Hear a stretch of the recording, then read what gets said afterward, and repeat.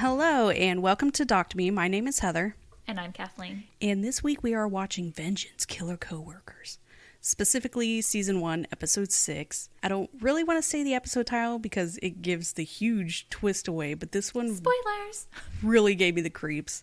Not a lot of information about the show other than it's an HLN original series, but we watched it on Discovery Plus app. Which is the best thing you've ever given me. And this episode originally aired January 19th, 2020.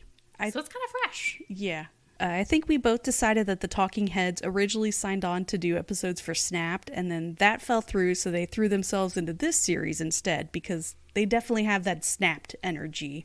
And there are some people on here you'll recognize, like M. William Phelps, or as I know him, True Crime Dude with the hair. Dude, he's Guy Fieri with an Alien memes crossover. It's that hair. I can't take him seriously. I just can't take him seriously. I feel like he's in every show, though. Oh, I wasn't even watching. I think I was listening to it in the background and just heard the voice. And you're like, God damn it, it's him.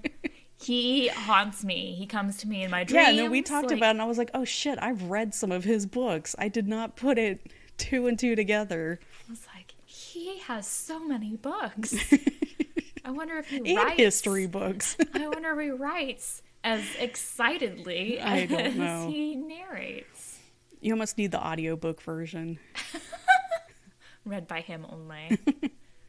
So let's just go ahead and get into this. It's a short one, but man, that twist.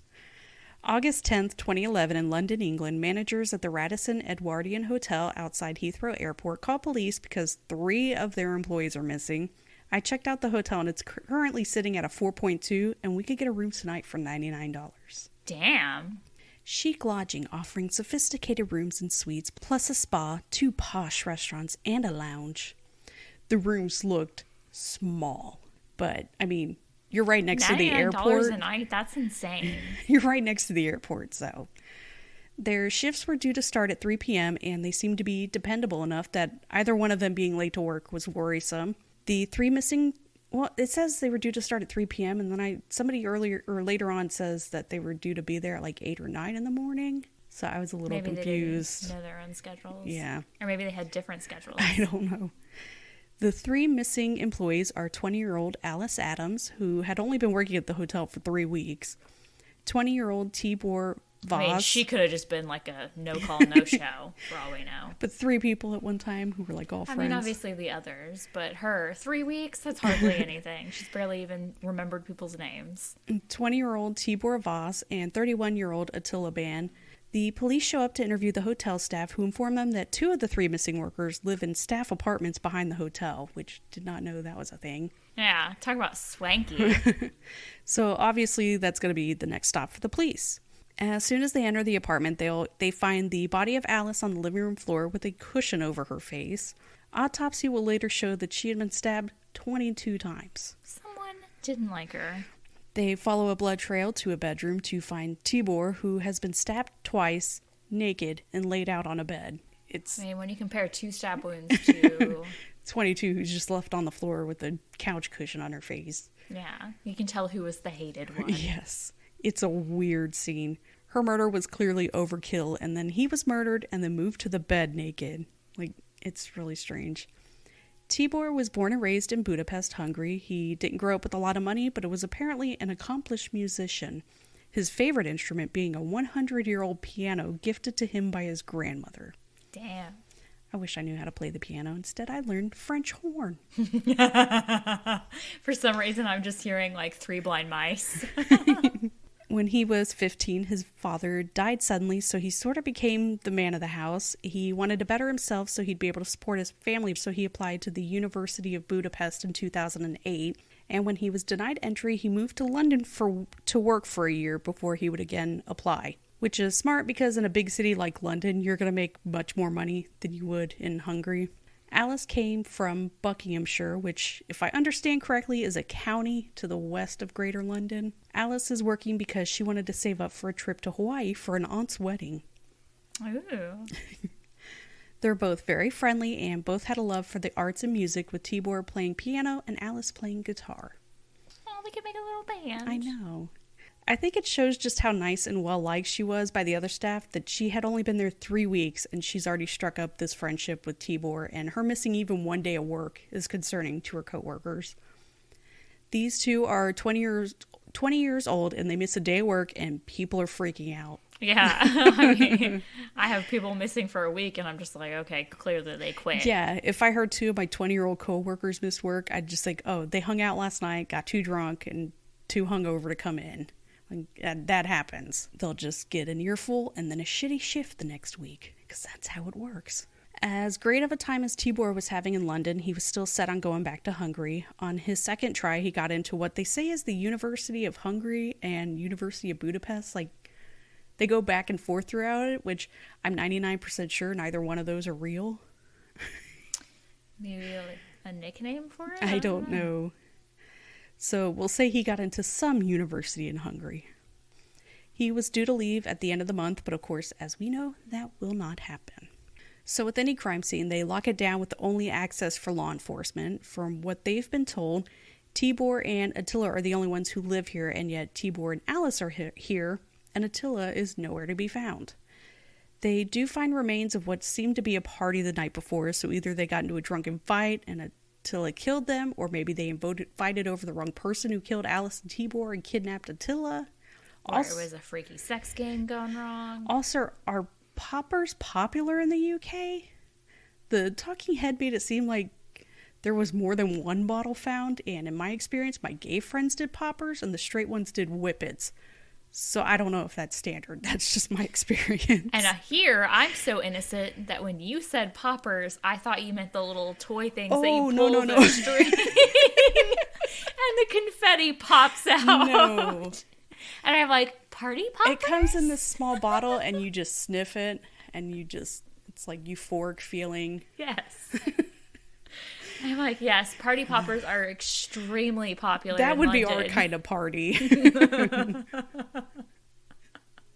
In her mid-30s, get excited about just just the those. Also, the smell afterwards is like gunpowder. That burnt smell, yeah. Man, it just took me back. Throw some snappers. You're such a little angel. So, looking at the bodies, it seemed whoever killed Alice did it with a lot of anger. She was stabbed front and back and just left on the floor with her face covered. Oh, Jesus. They turned her over. Tibor had been stabbed twice in his heart on the couch, and then his body had been washed. That's so bizarre. It's so gross. Like, that's the weirdest thing to me. And then he was placed in the bed with his knees raised and his arms at his side. And they also found abrasions to his back, so they know he was just dragged around this apartment. She's just stabbed, left on the floor with her face covered, and then he's treated almost like a doll after he's dead.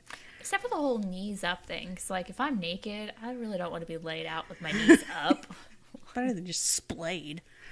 I'd rather have my legs, like, together. I don't know. Jesus pose. Yeah. I just don't want everything hanging out, you know? Well, and the creepy part is neither one had defensive wounds. So I can only assume it happened when they were passed out drunk or high.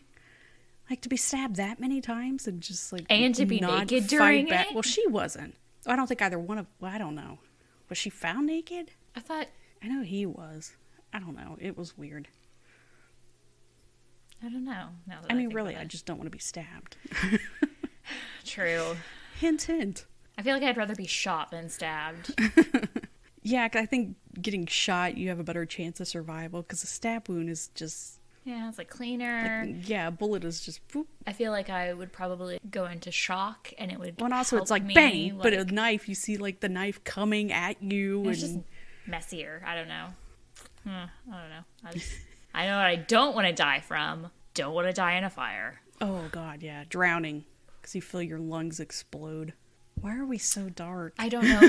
But I would have to say hypothermia. That would be my true, like, desired way to go. Yeah, because you just, like, go to sleep, which I'm good at doing. Yeah, eventually you get so cold that you feel hot. And then you just go to sleep. The knife is still in the apartment, and there's no blood trail outside of the apartment, so it's just like a ghost did this and just vanished.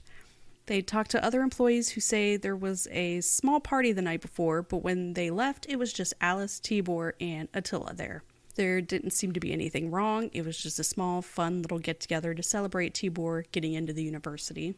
The police call Attila's phone and are able to pinpoint that he's still in the area. They get some background on Attila. He, like Tibor, is from Hungary. He had an abusive childhood and then was placed with his grandparents. When he was an older teenager, he realized he was gay, which didn't seem to make things easier for him.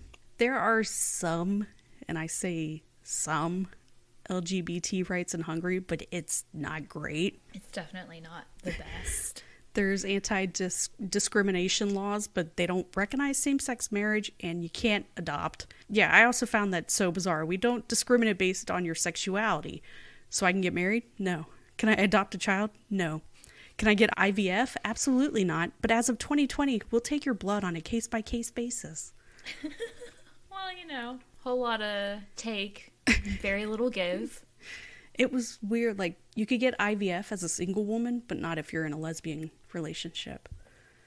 I mean, you can't get married either. So, like, obviously, you could just be a single woman, technically. It's just really bizarre.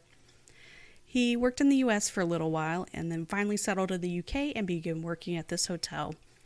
He was reportedly a hard worker, coworkers loved him, and he was given the staff apartment as a reward.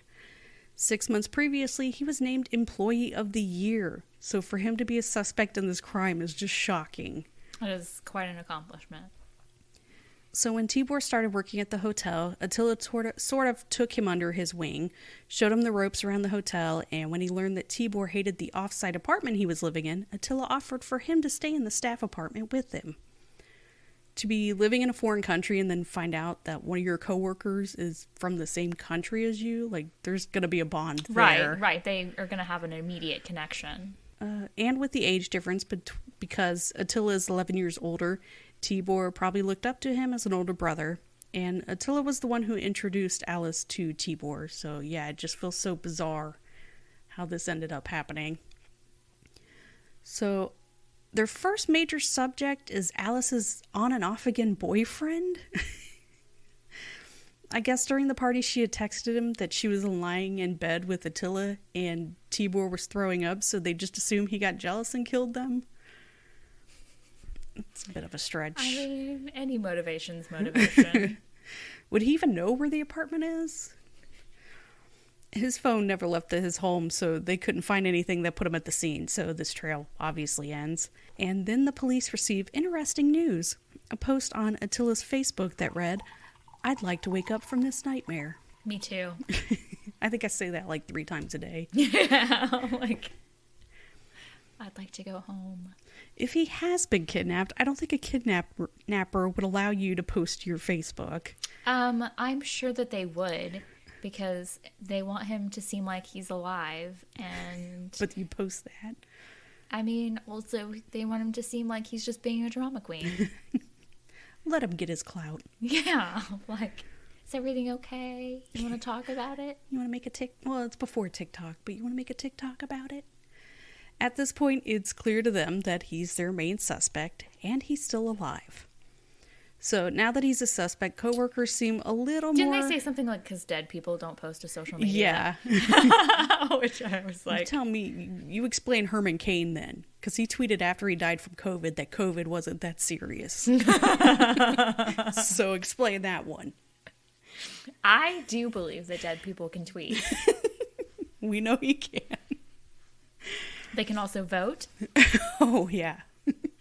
So now that he's a suspect, coworkers seem a little more open to discuss their thoughts on him. They felt that Attila had a crush on Tibor and almost seemed to be a little obsessed with him. Which is interesting that they don't bring out these things before. They're just like, oh yeah, by the way, like, he seemed pretty obsessed. Did we not mention that? So weird. I thought I talked about that because it was such a big deal. Like, we were all like, whoa, guys, come on. This guy. Give it a break. Do the collar, the ooh, ooh, ooh. He would set the schedule so they always worked together, and then of course invited him to live in the apartment with them so they would basically be together nonstop, which would be our dream. Our dream, but also like our nightmare with our husbands. Yes. Again, Attila is gay, Tibor isn't, but they felt like Attila thought he could change him. Which, I mean, everyone thinks that they can change the person that they love. But one part of that is having to make sure that that person also loves you back. Yes.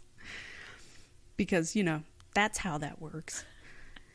Spending all this extra time together just made Attila more and more obsessed with Tibor, so Tibor started to break away from the relationship because it was becoming too much for him, and so he started to spend more time with Alice, which only made Attila more jealous. So he's already losing Tibor, and it becomes even worse when Tibor gets that acceptance to the university and is leaving in a couple of weeks. Now it's like do or die. Yeah, so the assumption now is that it was a murder of if I can't have him, no one can. Sort of thing, and they still have no idea where Attila is to arrest him. And now for the biggest twist I have ever heard in a murder story. So they're trying to figure out how he could have left the scene without leaving any blood trail. They check to see if maybe there's attic space or a connecting apartment, or did he just jump out a window? Or, and this one was the weirdest theory, did he leave a clean pair of shoes outside and change into those before he left so he wouldn't leave blood trails? Which is actually just something that it just seems like it was easy enough to do. Like, why wouldn't you do that?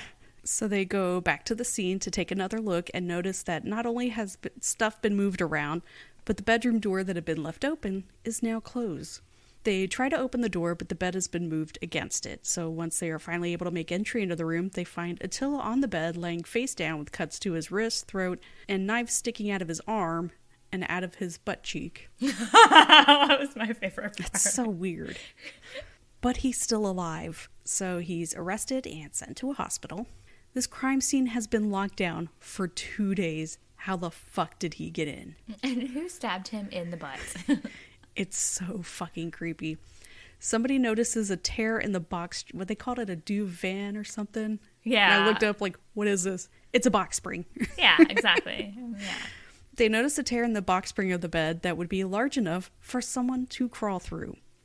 They said it was kind of covered with a draped sheet, and you also can't just tear apart a crime scene until it's finished, so they couldn't have just moved the bed around to notice it. And didn't he cut a hole in it so he can look out? Yeah. The cops got a lot of shit in this case for not finding him hiding in there, and believe me, I love to blame cops, but in this case, I gotta let him off the hook. Yeah, because what the fuck? Who would even think to do this? So while people were there investigating this crime scene, he's hiding in the bed the whole time, watching them work, while his friend is dead just inches above his head. And he's peeping out, just watching the whole scene. Because yeah, it's the same bed that he put Tibor's body on. Can you just imagine working this eerie ass crime scene and you look down below this dead body and see an eye looking at you and then blinking? And for some reason, I imagine naked, because I am sure it would get hot in there, and so it's basically just like Danny DeVito in Always Sunny when he's coming out of the couch. I was thinking Ace Ventura when he's coming out of the rhino, rhino's butt. So yeah, for 2 days he was hiding in this box spring with a bottle of water, his phone, and a knife. And I know what you're thinking. Yes, they did find feces in it. I'm just amazed that he took his phone. He was just I'm going to need shit to do while I'm in there. How else am I going to watch videos? At one point, he'll later say that while police were still in the room, he reached out for a bottle of water and no one suspected a thing. Somebody turns around and just an arm coming out of the bed. God, I gotta stop drinking. So creepy. At the police station, Attila only speaks in sign language and, of course, doesn't remember killing them. He eventually confesses that after everyone left, they had a threesome, and I guess the DNA does support that. And after killing them, he cut his wrist, got into the bathtub with Tibor's body because he didn't want to die alone. And then he tried to kill himself by putting a hairdryer in the bath, but the appliance just kept working underwater. I mean, that's good quality. Don't most of them have, or most electrical sockets I don't know how it works over thing? there, though. I have no true. idea. That's true. But here it would flip the thing, and you wouldn't be able to kill yourself. Might get hurt a little, but yeah, it's not going to kill you. So I guess the next logical step is to just cut a hole in the side of a box spring and climb inside for 2 days. Cocooned in there and pretended he was going to hibernate and it would all be better. Nobody would come in and be like, oh, it smells like shit in here. How did he survive in there while it smelled like shit? He says he was too drunk and high to remember anything, but it all sounds very methodical. Yeah, who thinks to bring water when they're like too drunk and high to think of anything? He apparently supplied the drugs and alcohol, so I'm wondering if he planned this and then just said he was too fucked up to remember. It just seems weird to not remember the killing, but everything else that happened afterwards. I know I've like blacked out before, but you still remember part here, part here, not this whole part, but then all this. Yeah, I feel like you'd remember the parts before you got too fucked up. If you remember bathing with him. It's not that selective of what you remember.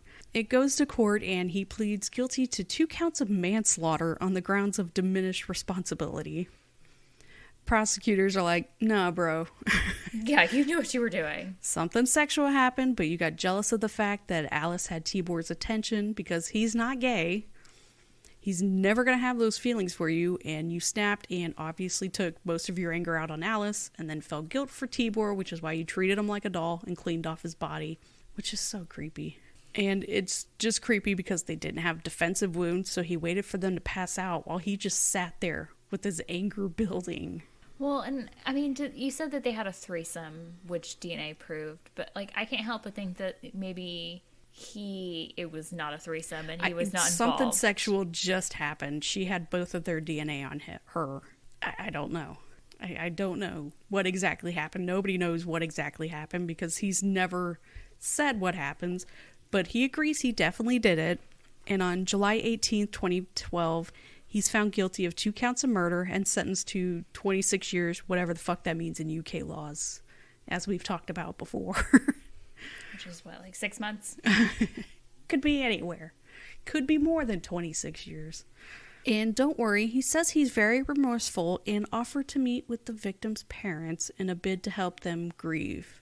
No, Fucking thank you. Gross. But yeah, he did it in a drunken stupor, but took the time to clean one body and hid out in a bed with supplies and was so remorseful he just left Alice's body on the floor covered with a pillow. He's just a total piece of shit who took out 2 young people who didn't deserve this. Because he couldn't have what he wanted. Yeah, and they were just trying to do the best they could to take care of their families, and everything he did was for himself. So yeah, if you're stuck overnight on a crossover at Heathrow Airport, consider staying at the Radisson Hotel. I don't know. I mean, it's a pretty decent rate. The rooms were so small, though. Not like when we were in Roswell. That room was so big. Why was it so big? It was huge. It was like 3 rooms.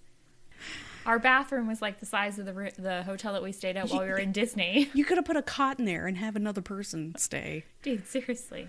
So, yeah. It was short, but just that hiding in the bed, I was like, more people need to know You were this. like, you need to watch this episode, and I immediately texted you and I was like, what the fuck? Like, who hides in a bed? I have never heard of that. So weird. Crawl space, I would have understood. Yeah. Would have made sense. In the bed. While people were there, like, investigating the crime scene. So what if somebody had bad perfume and he sneezed? What did it have? Well, he had his phone with him. What if it, like, started ringing or something? Yeah, I forgot to silence. He like, calls, and, like, they're tracing the call, and they're like, the call's coming from inside the bed. Fuck that guy. Get out of the house. The call's coming from inside the bed. Fuck that guy. I'll talk to the parents if it helps them grieve. Fuck you. Fucking kill my son. All right, thank you for listening. We will be back next week with an episode of Fear Thy Roommate. Just loving all the fear thighs. Bye. Bye. Thank you for listening to Doc to Me. The opening music is by Twisterium. For comments or suggestions, we can be reached by email at doctomepod@gmail.com. Find us on Twitter at doctomepod and find a link to our Facebook group in the show notes. Thank you.